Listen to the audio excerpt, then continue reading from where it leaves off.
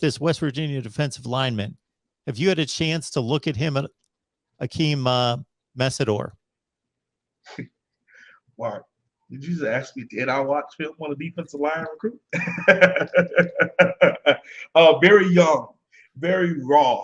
I tell you what, if you also listen to Coach Cristobal's presser today, he spoke about one of the players that I've been very, very high on and very, very tough on, Jafari Harvey, and saying that Harvey is playing tougher and playing, he's trying his hardest. He may not be the strongest, the fastest, the most athletic, but he damn sure gives effort.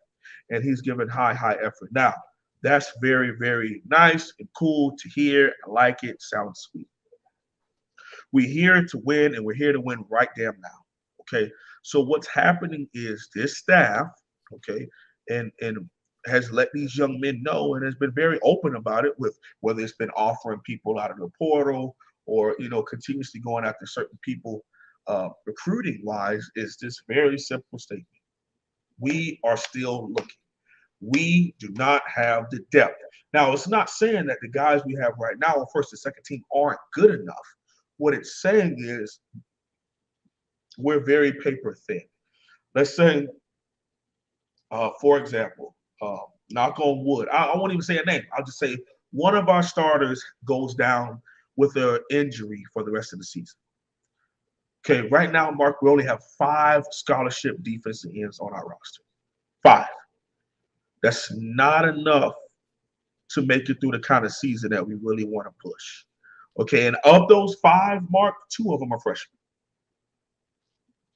Okay, so we got a lot. We need to get some depth, and we have some help coming. Now, what I also will say, again, addressing the young man from West Virginia, I think he would be a nice addition, but I would say let's hold off on the horses. Let's hold off. Here's why. Coming out of these big-time SEC and Big 12 and maybe even Big 10, even though the Big 10 has like the lowest transfer percentage ever. Like young men go there, they love it there. It's really great schools. Big 10 is also very, very high academically. Some really nice institutions in that conference. In the local conference, as I would say. The big thing is I think some big name prospects are going to enter the portal later on. Okay. There's been these spikes, okay, when transfers happen. After spring camp, after winter, and after fall, after the season's over, after winter training, and after spring ball. Because these coaches, every time we separate from the young men, we sit down, we have exit interviews, and you find out where you are. You find out what's happening. And the job of a coach is to always replace you. That's how you're supposed to have in your mind.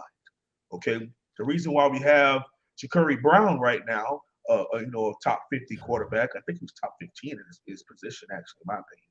Okay. You look at that, the reason why we had that, well, you look at the year before, we brought in Jake Garcia. He was top 8 in his position. And, he was also in front of TBD and sometime, running second team. Okay. So we're creating great competition. Now, for the longest, Mark, in the years I've been doing this with you, I've said a lot about us creating competition, but a lot of the positions, we make it through halfway through the season. And the guys who started week 1 or the guys who started the spring game is also starting then too. Now we have a coach that's like, no. We have to earn this every single day. And we have to create elite competition to pull the best out. Okay, we can't just have people thinking that it's okay, don't worry about it. I'm 6'5", I'm going to be the starter. No. If that 6'2" young man is outworking you and great and higher in the playbook and making plays when it counts, he'll start. Don't get it twisted under this new staff. So to answer your question, when it comes to the young man from West Virginia, Miami has offered. Miami is actively recruiting. We just signed a young man from UCLA to come in, the edge rusher, to come in here and be an edge rusher for us here at Miami. Okay, but I want our fans, Miami Hurricanes fans and Miami Hurricanes haters alike, to hear me when I say this. There will be more people. Former 5-star Jay Ajayi just hit the portal today. And Miami offered him. And we own him, okay? We own that thing. So who's to say that it's not going to be some former 5-star from LSU, some former 5-star from University of Georgia?